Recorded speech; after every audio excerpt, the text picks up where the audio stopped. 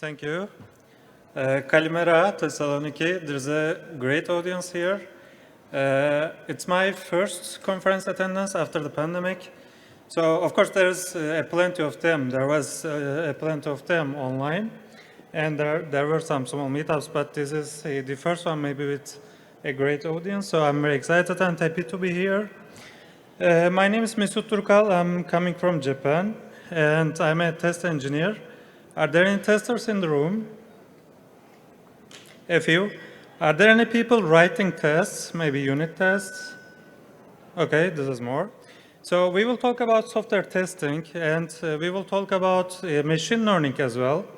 So we will talk about integration of machine learning into software testing. So how can we utilize machine learning in our testing activities?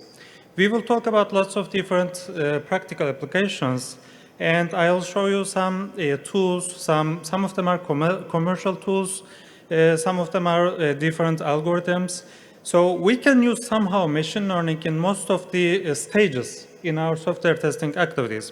We will go one by one because, you know, machine learning in our daily life, right? We can see it in everywhere. Like it is running in our smart devices. Maybe there are some applications, even in the smart TVs that we are watching. We can see everywhere. So why not in software testing, right? But do we really need to adapt machine learning into our software testing applications? Why do we have to do it? Actually, we need it, really, because we have lots of different challenges. Like, first of all, the systems under test, the applications, or the software that we are testing is very complex and complicated. We are developing a lot of applications running on lots of different platforms and maybe environments. Like, there are some applications, as I just told, running on smartphones. There are some applications running on smart TVs. So which means they have to be compatible with lots of different platforms and environments. They have to run on different browsers. They have to support maybe different hardware versions and operating systems. And they have lots of, they are communicating to each other. So they have lots of APIs or UIs. So we have to test all of them. Like they're communicating with each other. For example, I'm measuring my weight on the digital scale, and it is sending data to my mobile phone. And sometimes it is notifying me, like, you have to lose some weight. Because in the meantime, I'm eating baklava. So I'm planning to take action items after all this environment. And this whole environment is somehow under test.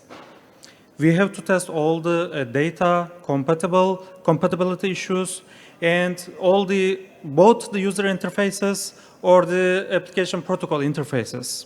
So it is a huge scope that we have to test.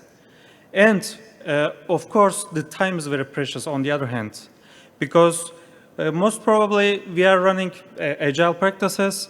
So we have to build a shippable product in a limited time, right? Maybe 1 week, 2 weeks, but the time is very limited.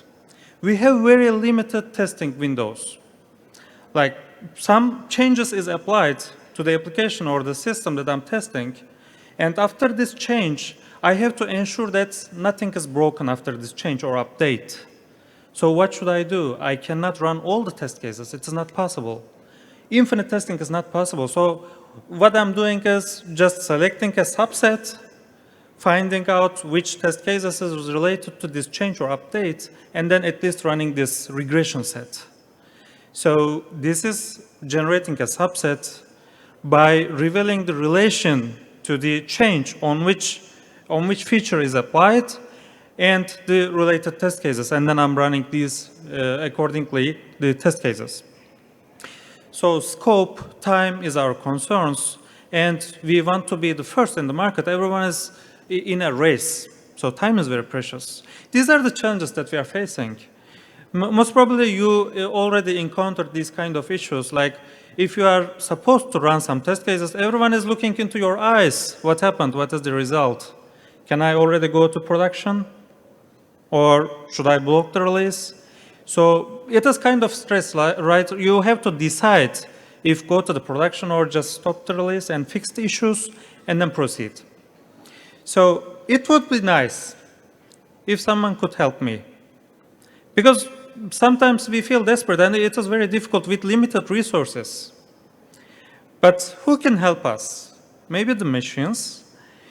Yeah, why not? Because as we just discussed, they are already in our daily lives, so they are already helping us.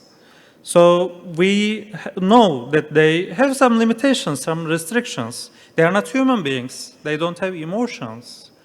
But we know that, on the other hand, they have certain strengths, like the calculation capacity. Or they don't have the weaknesses that we have as human beings. Like, I'm getting tired easily. Or sometimes I'm getting bored. I just want to quit, or I just want to stop what I'm doing, and I just want to just relax, chill out. But that is not the case for the machines. If you start a process, then it will finish it, unless there's an unexpected situation. So somehow we can utilize these certain strengths of the machines. So if somehow we can utilize these machine learning algorithms into our processes, maybe we can achieve all of them in a faster way, in a more efficient way. And we already see them in our daily activities. Like whenever I'm reading something or whenever I'm watching something, it is suggesting some other platforms or some other articles when I'm reading. Like you may be interested in this one as well. How does it know that I can be interested in the other article as well? Because it already reveals my patterns, like in what kind of articles I'm interested in or what kind of music I'm generally listening. These kind of patterns, it is learning. This is why it's called machine learning. It is not a rule. It is just learning what you are doing in general. What are your hidden patterns? So, and then it is estimating or predicting the future activities or the future outcomes, right? So, we can see machine learning in software testing activities as well.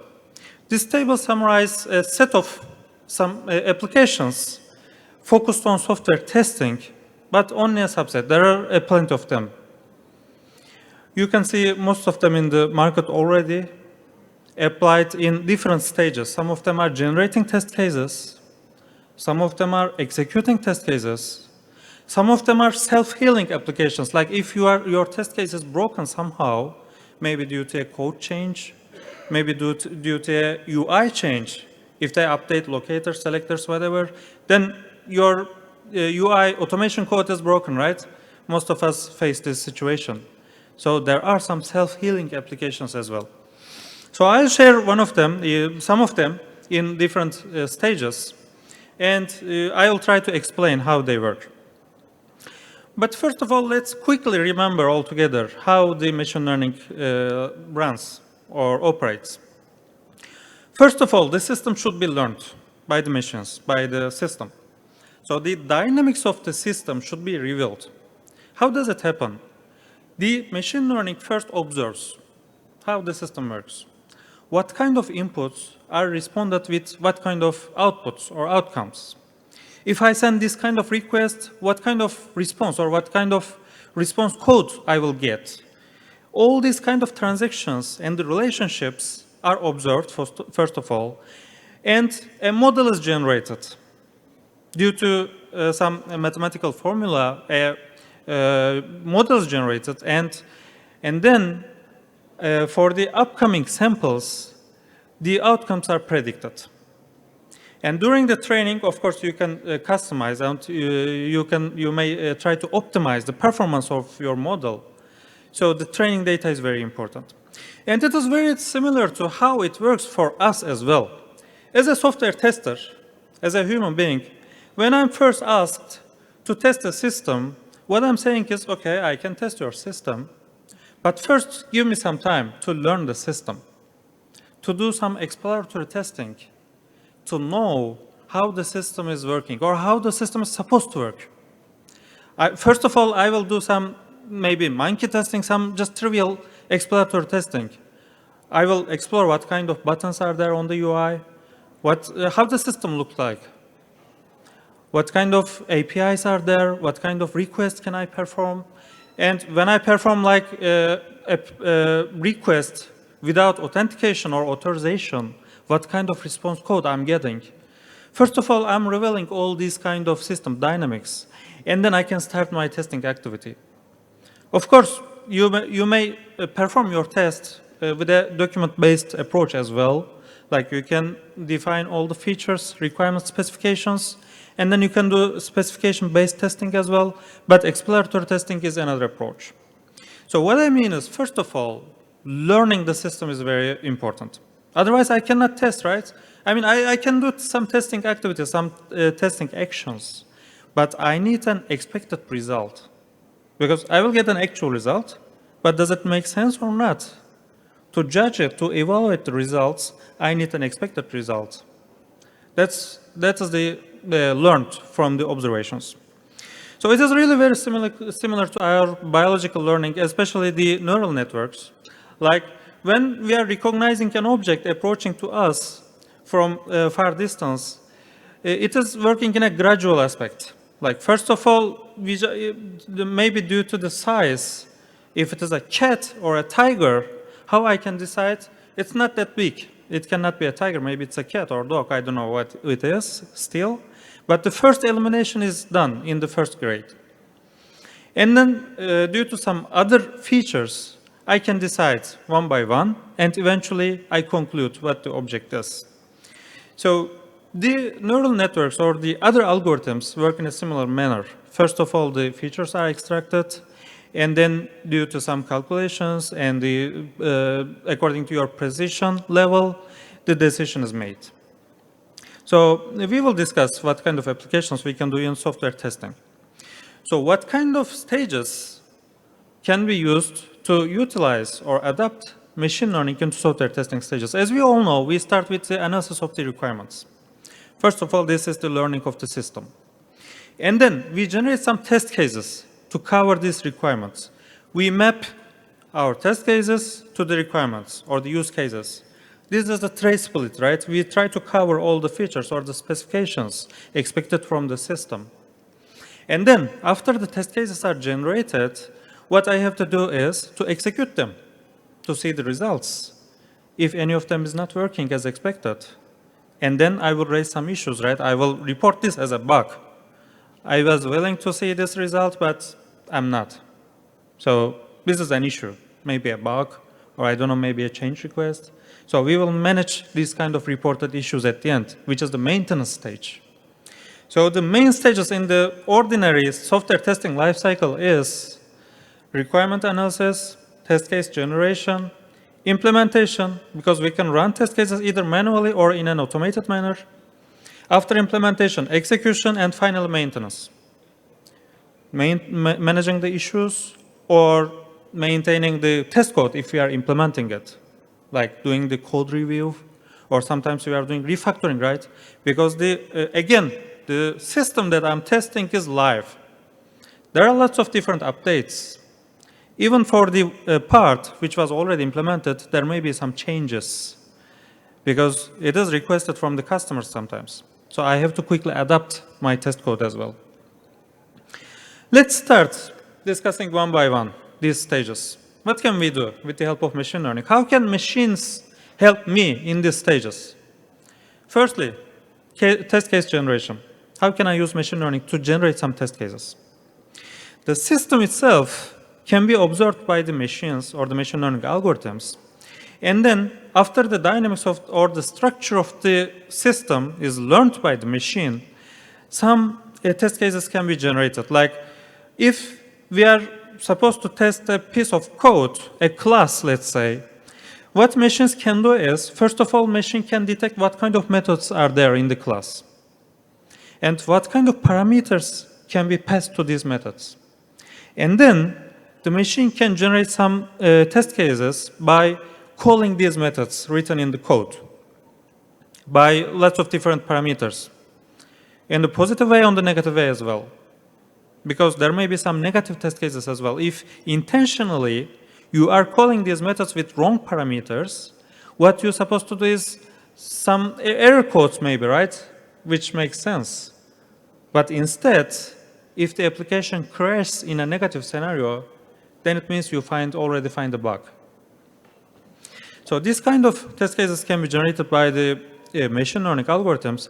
Or let me share an example over an API.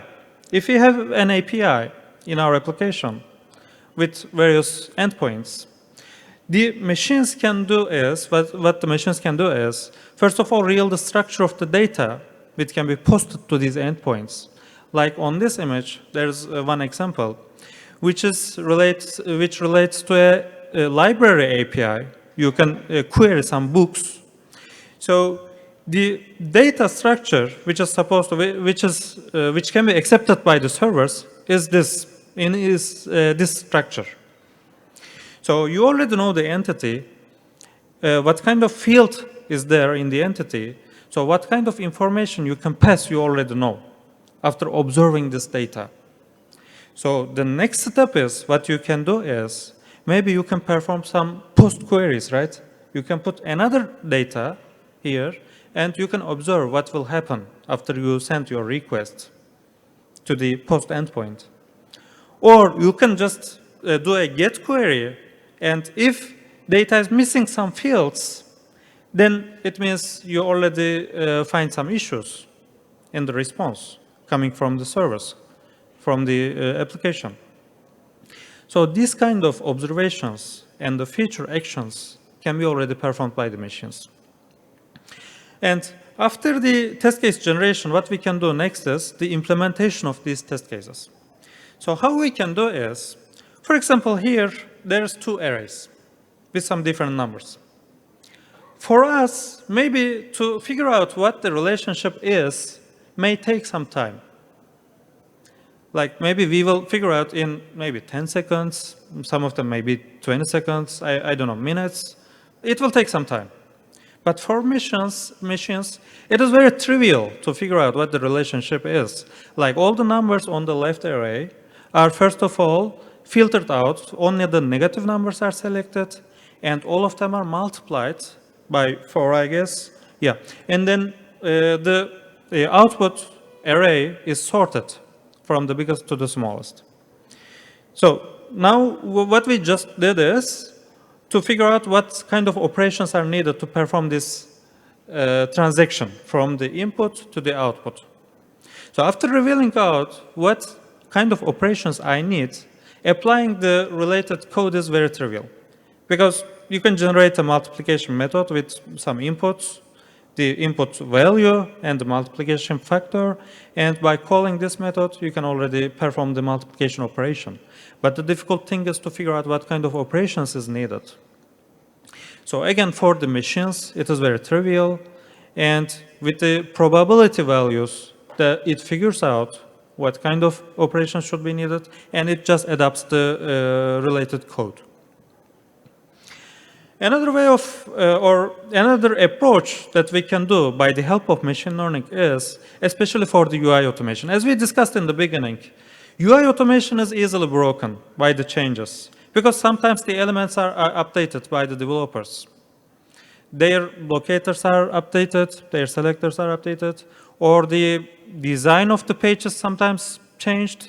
So my automation code is really very prone to errors. So what we can do is, with the help of machine learning algorithms, rather than using the traditional selectors, maybe we can use visual recognition of the elements. Like if I'm searching a shopping basket icon on the page, then why not finding it visually, right? Because normally as a human, this is what I'm doing. If I'm testing a online shopping site, I'm searching for some buttons, I'm searching for some icons, and I know from my past experiences, because I already use some other online shopping sites, so this time I can guess what kind of items are there, or what kind of buttons are there. Like if I see a shopping cart, I can already imagine that, okay, my items will be in this cart if I select some of them, right? I know it from my past experiences, so this is the same for the machines. If we somehow teach them this cart image stands for the storage for your items you select on the site, then the machines will know that it will be the storage for the items selected. So this is a sample for the visual recognition, the training data. We can teach all kind of icons and the buttons to the machines. This is get from an open API, open repository. So you can just go and check out how it works. So first of all, they even implemented the code to train your data and generate model. So with the help of all these items and icons, then the machines can easily find the elements that you are looking for instead of the whole traditional locators. And after the implementation, what we can do is, of course, to execute the test cases. So what we can do during execution with the help of machine learning? Maybe we can collect some data, right? During execution, actually, there are lots of different information underlying the execution. Like maybe the simplest one is the execution duration. Each time it takes some different time. Like this time, maybe one single test case took 10 seconds. But in the next iteration, it took 15 seconds. So after some time, I can have an imagination of the execution duration of these test cases. Like it takes around 10 minutes, 12 seconds, let's say, after a number of executions. And then what I can do is, if in a particular execution, if it is taking more than 1 minute, then the machines can notify me. Okay, the average execution duration was, until now, 12 seconds, but this time it took 1 minute. So maybe there is something to check it out. Maybe something went wrong. Why this particular execution took too much time? Because there was already an expected result, but this is like an anomaly, right? This is kind of outlier. So we can check what went wrong, or what was the reason for this execution duration. Similarly, we can collect lots of different information from the executions, like which response took too much time, or how many retries were made during the execution. It depends on your application, but during the execution, you may concentrate on lots of different information or lots of different metrics. And after collecting this data, you may generate a model, and for the upcoming executions, you may check some outcomes if they are the proper ones or there is some unexpected situation in the execution. And finally, the maintenance stage. So in this stage, what we can do is, first of all, a very simple example is the code review. So what we are doing while we are reviewing the code is, we are checking if the best practice is applied or if there are any anti-patterns that we want to avoid. So if we somehow teach these rules or practices to the machines, then the machine can already do these checks for us. Because otherwise it will take some time, right? I will raise a PR or MR and I will assign to someone. And they will check my code when they have time. And if they find some observations, they will assign it back to me and I'll try to fix them. And so it is like a ping pong. It will take some time. But if we assign machine learning in this stage from the first moment, then it will reduce the waste of time. Whenever I try to raise my PR, whenever I'm done with my code, then the machine can immediately check if there's any anti-pattern in my code. So I can immediately fix that. I will not have any waste of time. Similarly, for the other maintenance practices, we may have some other machine learning integrations, and in this way, we can perform our activities in a more efficient way, or in a faster way, of course. And as I told in the beginning, there are some self-healing algorithms. Like they try to figure out or decide if a broken part was broken intentionally, like due to a change in the code or in the application, or it was a bug. So after revealing this, it comes you with some suggestions. Like if the image was changed, then maybe you may want to change the reference in your test code as well. With this kind of suggestions, you can do in a much more faster way. In the last part, I will share you a case study in which I tried to adapt machine learning into my testing activities, which was related to management of the bugs. So what we can do related to management of bugs with the help of machine learning? We can do the classification of the bugs or the clustering of the bugs. Let me immediately share some results. It will be much more easier to understand how it works. So in my project, first of all, I extract all the bugs reported from some people. So I worked with some actual data. Normally, it's a small data set. When working with machine learning algorithms, of course, the training data is very important. But I wanted to work with real data. So it was kind of small subset. And there were almost 900 bugs reported by the people, by the developers, testers in the project. And there were 4 different severity levels. But one of them, no, 4 different levels defined, but one of them was not used because it was really like very critical issues, like depending on the human life, if there is a currency leakage, something like that, very safety and critical issues. But we didn't use actually in our project. So there were 3 different priority levels. So what I tried to do is classify these bugs according to these 3 different classes. Let's see how it worked. First of all, of course, the input data for me in this case was the text values, some string. Some people raised some bugs and they define what the bug is, what the issue was. So they described with text, right? So first of all, I did a pre-processing, like cleaning all the redundant data or some punctuation issues. So first of all, I tried to optimize the text. And then I extract the features because, for the machines, we have to somehow convert this text into numerical arrays, numerical vectors.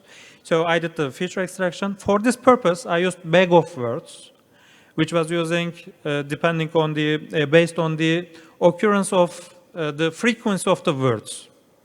So it was trying to concentrate on some keywords, we can think like. And the results were like this.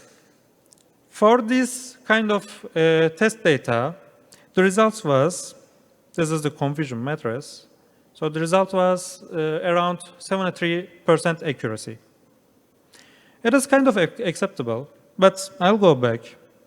If you already realize there's an issue here, there's a bias on class 2. Most of the items were labeled with class 2. So what I tried to do is combine class 3 and 4. This time much more balanced. Why am I merging 3 and 4? Does it make sense? In my case, it made, because class 2 were the release blockers. So deciding if a bug is a release blocker or not were an important decision for me. So I wanted to classify the bugs due to class 2 or the others, like 3 or 4. And in this case, the results was, this is the confusion matrix. We can already see that it is much more balanced. And the accuracy rate was around 82. Some machine learning algorithms are working in a very high accuracy rate. But this study was a little bit difficult because, even for us, for human beings, sometimes it is very subjective. Like some people, it is class 2, but for another person, it may be class 3 or 4. So 82% is maybe acceptable.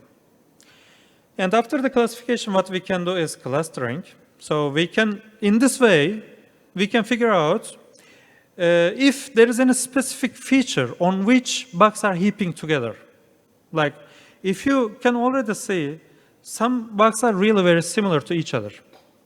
Like, I can realize, for example, let's say, the gateway errors or some errors are heaping together on the gateway feature, gateway microservice.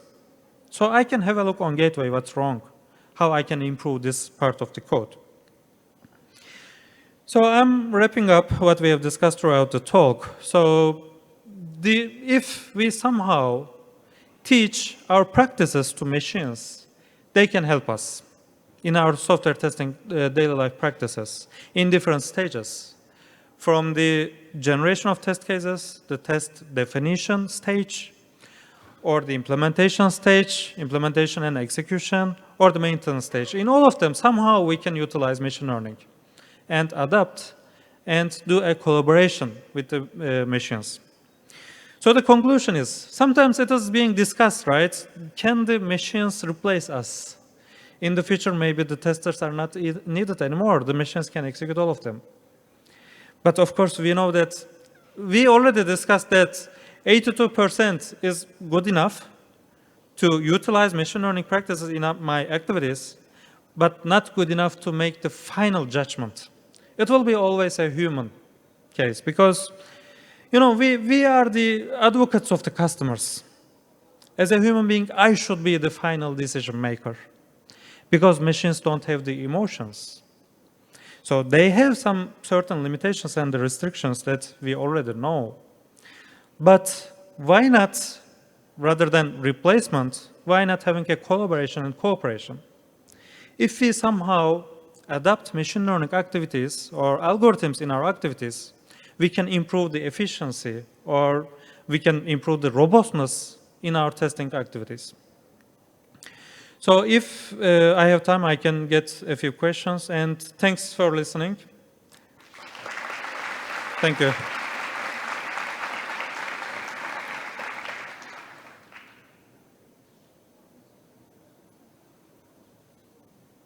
Any questions?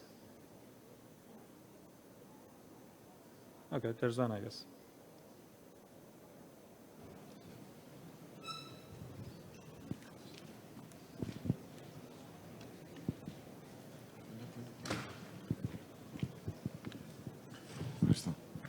Hi. I would have two questions, actually, a bit unrelated. The first one is, did you combine, I didn't quite understand, did you combine like AI or ML in some way to use it in property-based testing, or like, and if you did it, in what way exactly?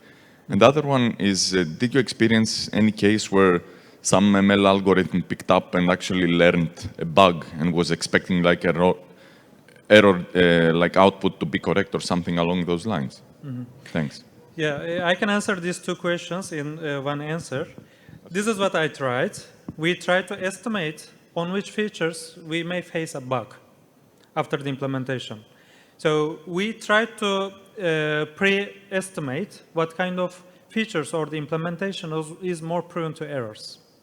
So after observing the previous bugs, we tried to generate a model which is trying to predict the future possible or likely weaknesses, all the vulnerabilities.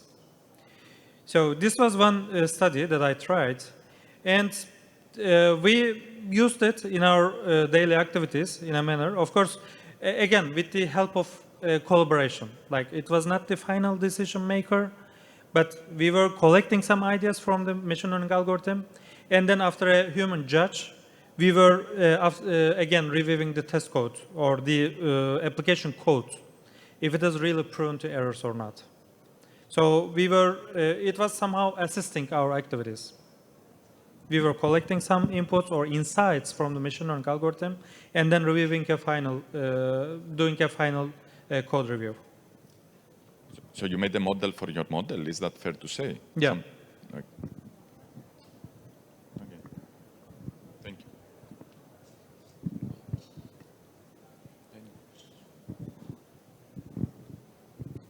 Maybe we can take one more question, I guess, if not.